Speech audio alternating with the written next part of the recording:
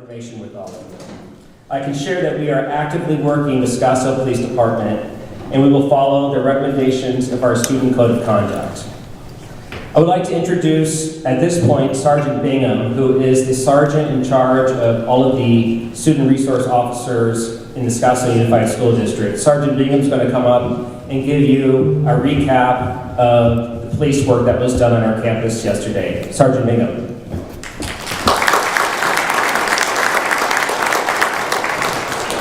I really appreciate seeing all you guys here today. Just really ensures the parents we have in this community. We appreciate it. So I am the school resource unit supervisor for the unit. Been an officer for over 20 years. I was an SRO previously for about 8 years. Probably taken on supervision about 3 years ago on for the unit. So I've been working around school communities for quite a while, and in the past I haven't been able to assist in these things like this. And this was a great.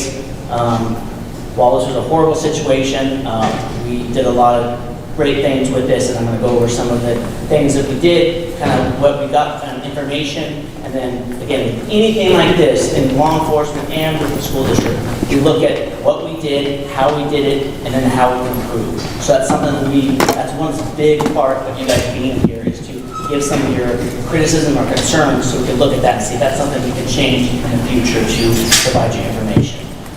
So again, yesterday we had an SRO on this campus. He works here at the school, and a teacher made a notification to the front office that there was a gun down in the classroom. That SRO immediately went to that classroom, secured the gun, made sure that the area was safe, the kids were safe in that room, made a couple notifications to get additional police resources here, and the staff here at the school, and then at that time, that's when the lockdown was put into place. And that did happen during a lunch period, so we had to move several of our students to different classes, I believe the 6th and 7th graders to the gym during that time. So we had that going on, and we had a lot of 8th grade students in classes that we were dealing with on the lockdown. So that was the unique thing with this lockdown, is it happened during a lunch period. With that, that's when we started providing more police resources here at the school. So on the news, you weren't going to see it, but we had over 20 plus resources here at the school, ranging from SROs to detectives to K-9 units, and quickly developed a plan. So luckily here in this district, we work really well with a partnership with SUSD and have talked about this thing and done things ahead to ensure a good response in horrible situations. And give you just one example of things that we implemented this year that we saw a benefit for this specific one was we worked with the school district to allow our police officers with our city IDs to access the schools during a lockdown, which allows them a quick response into a school for emergency. And this was the first time we actually got to test that, and it worked great to allow officers to quickly get on campus while there was lockdown in place. So that was just one example of some of the things we have done with that. But again, during this lockdown procedure, as you guys know, this took a good 3 hours to do this lockdown. And what that was an extended, we have to find out, get as much information as possible on where this gun came from, who brought it, and if there are any more threats on campus. So that was what was going on there. And with that, when I talk about resources here, that was just here. We had resources at other places, what we call emergency command centers. We are working with the school district, answering all these questions, getting staff members involved to make sure we can do this as quickly as possible. And I'm only not going to go into the full detail of what Scottsdale Unified does, because in a minute here I'll be introducing Josh Friedman, Security Director of SUSD, to talk about some of their steps doing that. But during this lockdown period, of course, we had a room where the gun was found. So a big part of that investigation or process was to interview a lot of those kids and make sure that they were safe and try to get information so we could answer that question that we all wanted to know before, and especially before you guys return to campus today and tomorrow. So that was our number one priority throughout the night. And when I say throughout the night, after everyone left here, we were able to release everyone. We continued our investigation. Several of my SROs worked until like 2 o'clock in the morning, but our detectives did a great job at coming together, and we had just as many detectives after hours working this, conducting additional follow-up interviews interviews to make sure we got the information correct, which led to the arrest of that student around 1 o'clock this morning. So again, we appreciate the help of your students in getting that information because it's so important for us to, again, make sure that they're safe. So this whole process took about 3 hours. And again, we'll talk about, you guys got extra information about reunification. That's something I'll let Scottsdale Unified talk about on why that changed. But in a situation like this, everything is ongoing and moving throughout the time. So stuff changes and moves on, and we made decisions based on what was going to be the best for you or parents. Because if we did full reunification, it would have taken much additional time for you to get your students, and we wanted to make sure that they were safe. So again, at the end, we'll answer some questions for you to hopefully bring up some of that. But with this is an ongoing investigation. So with any arrest of a juvenile, it's not just simple. We can't just arrest them and take them to our city jail. They have to go through the county courts. And to do that, we have to get proper paperwork. As you can imagine, this type of investigation, there's anything from search warrants to additional interviews that we need to gather before we can proceed and actually do charging. So, but again, an arrest was made from there, and then I'll let the sheriff talk about the student and how they would be received back on campus if that would ever be the case. So, and next I'd like to introduce Josh Friedman. He's the security director here at Scottsdale Unified School District.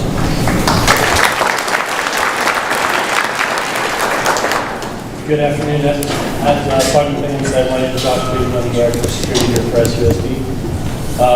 And I have the charge of making sure all your kids are safe when they come to school every day. It's an impossible task, and I'm just going to be honest with you, we do the best we can. That being said, yesterday was an example of a positive outcome to what could have been a very horrible situation.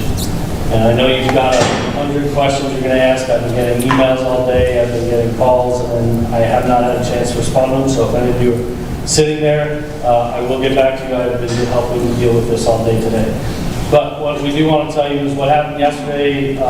Once the lockdown was initiated, we have learned lessons. Fortunately, we don't practice or we don't have this experience all the time. So we are not perfect at lockdowns that involve true weapons. We can do drills. Your kids will tell you they do a drill, they're required to do a drill 3 times a year. We do that. But to have a true lockdown and go through all the processes that we did, we are not experts at it, and that's a good thing because it doesn't happen in our district all the time. So we will continue to get better. The last one we did, we learned a lot of lessons and we brought them forward this time, and we will continue to learn lessons and bring them forward. So yesterday when the lockdown was called, we quickly the police department basically takes over in terms of what we can and can't do with moving students. We work with them. We have a command post here on the campus where they're working with what they're seeing in front of them, and then we had a separate command post down in another part of the district where we were able to look at all the other stuff, such as sending out messages, such as buses, all the 28 other campuses that we have students on. And our goal there is to make sure that many of you have kids at other schools, and we want to make sure that everybody's aware. So all of our principals got notifications. So if you called another school, they knew what was going on. We made sure that we got as much positive information, or I should say factual information out as we could. And that's one of the biggest things. If you follow social media, there was all kinds of stuff that came out right away, and maybe someone can push that out. We will not put out information unless it's factual. So we may have known who the kid was yesterday at 2 o'clock in the afternoon. But we're not going to put that out until the police department comes to us and says 100% that this is the child and we have him in custody, we've made an arrest. And that's why a lot of people said, well, yesterday afternoon we got the message that was kind of vague. And it was, you just said that, you're still investigating and cooperating, we're safe. Well, we won't tell you that arrest has been made until it's done, and as Sergeant Bingham said, that didn't happen until well into the night, early morning hours. And that's why when we woke up first thing this morning, we got the order and the release came out. Throughout the day yesterday, there were all kinds of rumors, social media things of various students that were the shooter. They were all false. And I charge all of you as parents to help us. If you're proliferating and continuing to put out false information out there, you're making it worse. That student that everybody had out there had absolutely nothing to do with this, and yet he was called a school shooter. He had absolutely nothing to do with this, and I want to make that clear. And so I'm charging you to, when you go out there and you put something on social media, it's like wildfire and it goes everywhere. We will give you the facts. We tried yesterday to make sure that you had an update every 15 minutes at the most time. It may have just said, hey, we're still investigating, but that's all we can tell you at that point. You have to realize that we have 700, give or take 500, I don't even know, 500 something students on this campus, if I remember correctly. And they're everywhere. They're in classrooms, they're in the gym, they're everywhere. We have teachers all over. And not only are we trying to control the students and make sure that they have their needs met, such as food, such as bathrooms, things like that, but we are also trying to assist the police department in making sure that people that they need to talk to are not sitting together and coming up with a new story that they're now going to tell and make the investigation last that much longer. So we have made a goal that we will notify you as often as, and like I said, we'll try and keep it to less than 15 minutes every time during an incident, but it may be just that. And part of yesterday's incident was we didn't know how long this was going to take. And we kept getting input from the police department that was up here doing the investigation. And so we prepared an entire team at a different school to be able to move all the kids to release them from another school. And the reason that we would not have done it here is because you all want your kids, and we got that.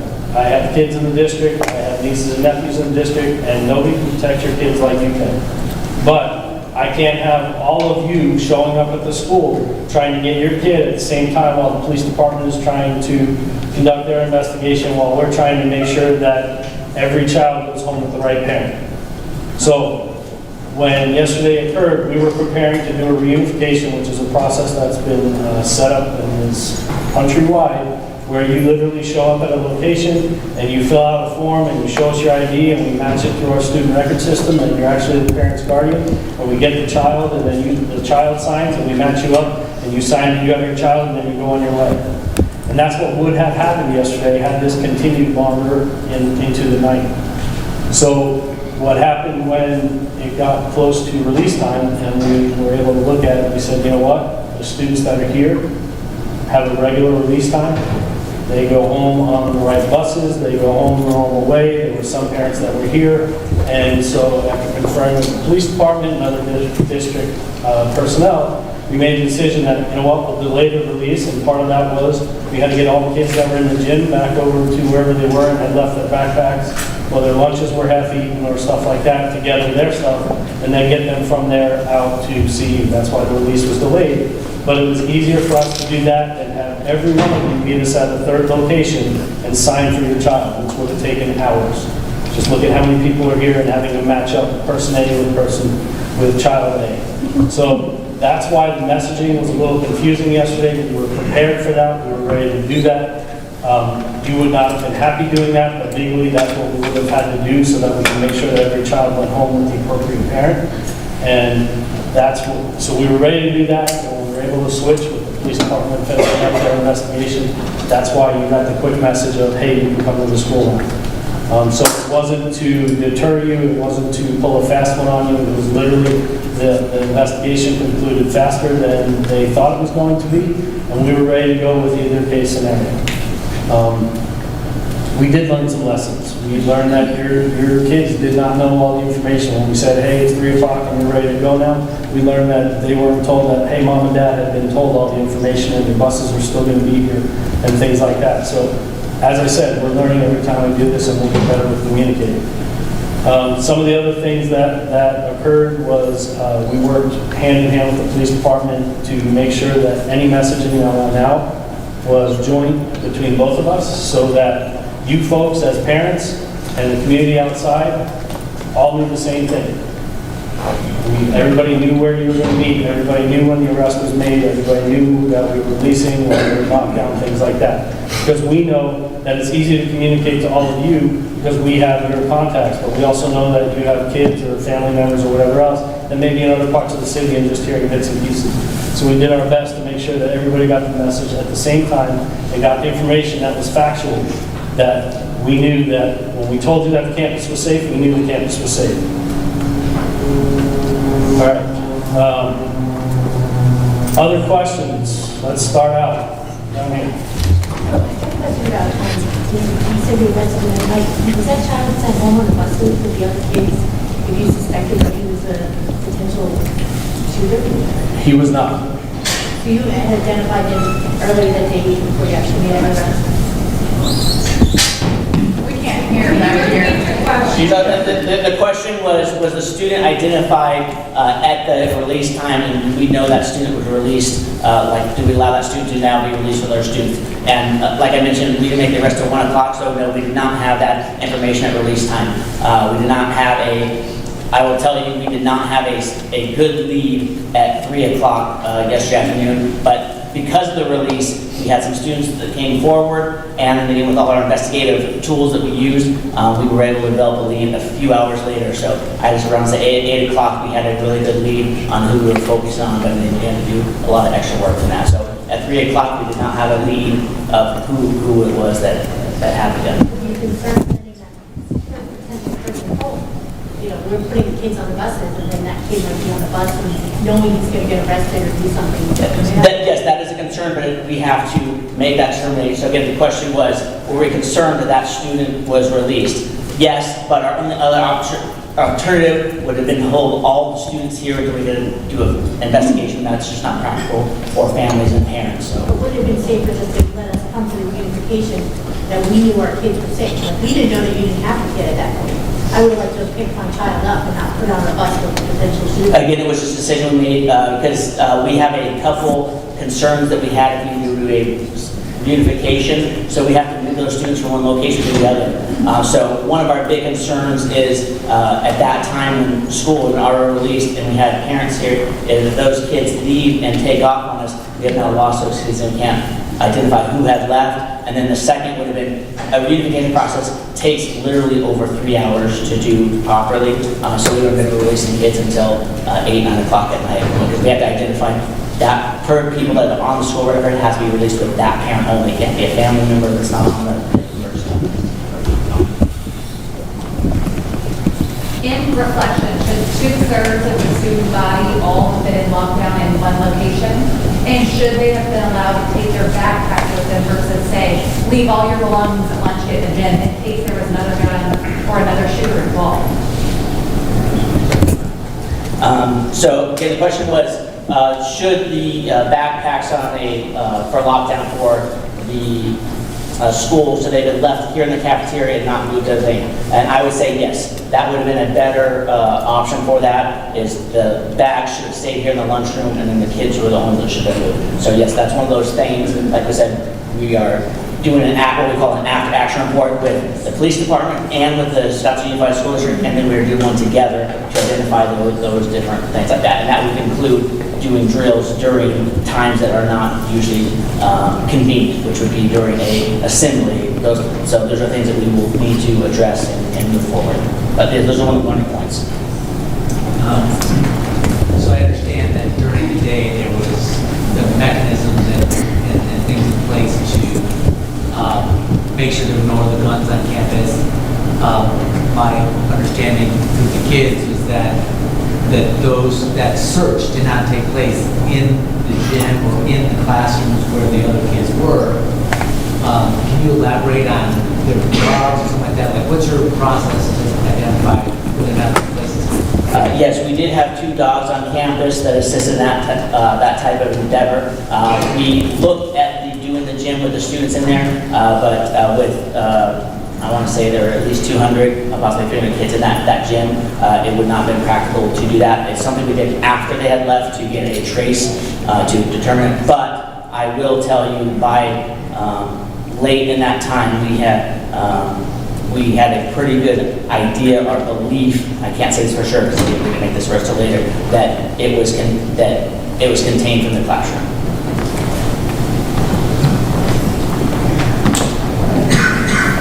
I just want to make sure I understand this correctly. So 200 plus students that are locked down in the cafeteria with backpacks, and nobody has looked at the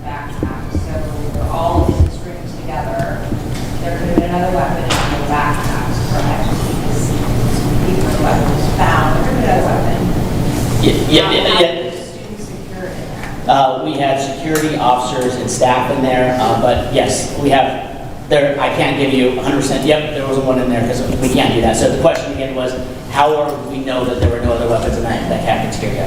And we don't. So we have to go off the information we had and through the investigation we had and with the resources we had. And that was not a big safety concern. And I was one of the ones running it here, and I did not, that was not my biggest safety concern based on the information that I had. And that's the information, unfortunately, I can't provide you out, but that was where I was at, sir. Appreciate the arrest. Thank you all for being here. Forward looking. Someone made a comment, I think this the interim, about the return of this potential student. So I don't know what you all can share in regards to what we look forward going forward. Also, are the parents cooperating? Sharing that, what happens to them? What was the, I'm sorry, what was the last one? Parents cooperating. Somebody get the gun. What can you tell us about that? Question again was about the return of the student and were the parents cooperative. Yes, the parents were cooperative on this one, and I will let him speak to the school side on the due process. As far as the student returning to school, we have a student code of conduct approved by the governing board. There is a range of potential consequences. Thank you. Potential consequences for the student as per the student code of conduct. On the far end is expulsion, and on the other end is not. And why I say not is we have students, if you take your son or daughter camping on a weekend, they put a knife in their backpack while they're camping because they had their backpack, and they come to school and it falls out. Did they bring a weapon to school? Yes, they did. Is it the same as a loaded gun? It's treated very similar. So we look at the whole thing and we do what's called a threat assessment, and that's done in a team with the administration, the school resource officer, our school counselor, and a bunch of other people on the campus. And they look at the threat to determine was it transient, meaning that it was just something that a kid said or brought the weapon to school as a result of being camping the weekend before, or was it their intent to do it, and what is that intent? And then based on all of that, the answer is the punishment or consequences is determined based on that. Now that's school consequences, and then the other half of that is charges that are done through the juvenile justice system in this case. I don't know if that totally answers the question about returning. Could we return? Could the student return? First of all, yes, the student could return. Any student could return. I don't know the specifics to be able to tell you on this student. They have a long process of, are they discipline problem? Have they done this before?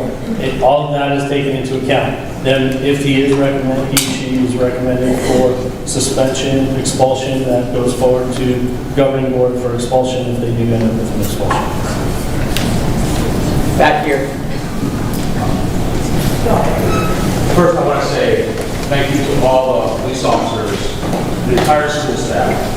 You did a great job.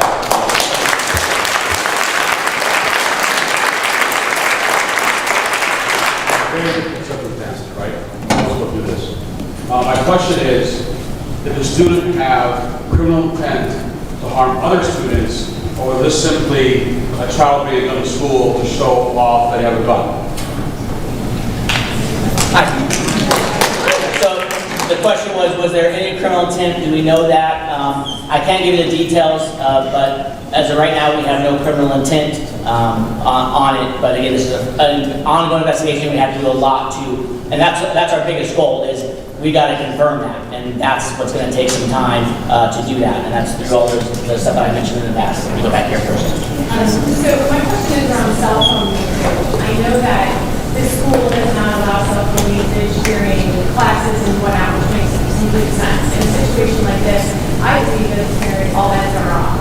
So there was inconsistencies of who used their phone and who did not use their phone as students. I loved the text messages, not the content of them, but the updating them. It was wonderful that you guys kept us every 10 minutes, and that made me feel a lot better about what was going on in the school. But I would like for my student to be able to maybe pick up her phone and give me a call and let me know her location and whatnot, whereas other parents were hearing from their children. And so I would like that consistency to be across the board, not just in anything like this ever happens. And can you explain maybe that context? So the question was about the cell phone, the rule of wait for the day, and how as a parent she would have loved to have heard from her child. And some kids were able to call their parents and some were not. We have heard that today from not just you, but from the staff this morning when I met with all of the staff here. And so the rule is phones are away for the day. In an incident like this, as a parent myself, and talking with the police department this morning and over the last couple of days, we are looking at, is there an exception to this that says, hey, everybody take out your cell phone, call your parent, and, you know, or text your parent and say X, Y, and Z, that they can just say, hey, I'm fine and I'm in the classroom. But as the teacher said this morning, the rules say no, so we have some teachers that are very strict rule followers, and you know some of them, I'm sure, your kids go here. And we have others that were more lax. So that was some of the issues that we saw, and the staff brought that up themselves. So what we need to do to that is make that more consistent, and that is one of the things that came out of this that we will look going forward. That even though we have the away for the day policy, if you have your phone, take it out, call your parents, tell them you're okay, and then we're going to put the phones away again. Part of the reason that we do that is, or that we don't want them to do it, is because then it becomes what we had yesterday, a lot of the social media and the false information getting out there. At one point, there were shots being fired on campus. At another point, there were 5 shooters on campus, and none of that was true. So there is a positive side to both of these, but we believe after reviewing today and the comments from both the parents and the staff as well, is that we'll come to a nice meeting ground where, hey, take out your phones, call your parents, let them know you're okay, and then if something else were to change, then we do something like that again. So will we see a written update of that rule or guideline? Communicate to us? Yes, you will. Yes, you will. Thank you. I wanted to understand the code of conduct. Inside, it said something like OSS, 9 days, expulsion, a hearing. What does that mean? And will we be notified if this child does come back to school? For some reason, if they were allowed to come back, would we be notified? I just got the point from the superintendent, so I guess that's me. Thank you, Dr. Menzel. And I don't mean to make light of any of this, because none of it's funny. So the question is regarding what is OSS? 9 days. 9 days. Expulsion. So we can, as administrators, suspend a student for 9 days without appeal. So in a situation like this, we immediately activate a 9-day long-term suspension pending investigation with Scottsdale Police. We do a threat assessment. So there's a lot of factors that go in, but I can tell you, and yes, I think the gentleman referred to me as the interim. Yes, I'm the interim principal, but I'm not a new principal, and I'm happy to reassure all of you that I'm equipped to handle this particular situation, and we will absolutely 100% lean into the safety of all of your students. Now, I'm not telling you that this student is being expelled, but I am telling you that my main goal is to ensure that not only are your students safe, but that they feel safe here at school. And so my hope is that you will trust that we will do what is in the best interest of all of your students. And I promise you that's what we will do, and we have always done here in Scottsdale. So thank you for that question. Yes, go ahead. My question is for the police department. I'm curious to know where the student obtained the weapon. That I can't give based on it. I can't give out with the thing, but it wasn't like bought off the black market. We'll leave it at that. But I can't give it for the investigation. Yes, sir. So the question I've got, I'm hearing inconsistency when it's notified that there's a threat in the classroom. Different classrooms did different procedures. Some hid behind desks, some continued their work.